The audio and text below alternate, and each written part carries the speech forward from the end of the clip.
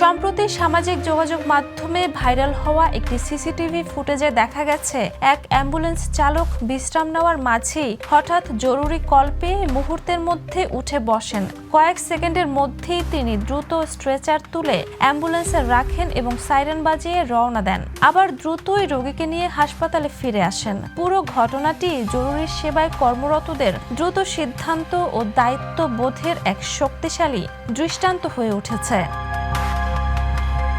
গত 13 মার্চ থেকে ভিডিওটি ইনস্টাগ্রাম ও ফেসবুকে ব্যাপকভাবে ছড়িয়ে পড়েছে। বেশিরভাগ সোশ্যাল মিডিয়া ব্যবহারকারী চালককে আসল নায়ক বলে প্রশংসা করেছেন।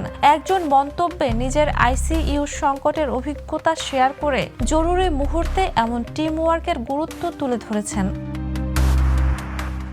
ঘটনাটি ভারতের একটি হাসপাতালের। যানজটপূর্ণ দেশে দ্রুত অ্যাম্বুলেন্সের সঠিক সময়ে সাড়া অনেক সময় জীবন মৃত্যুর পার্থক্য গড়ে দেয়। ভিডিওটি যেন সেই বাস্তবতাকেই আবারও সামনে এনেছে। Jhuma Mridha, the news.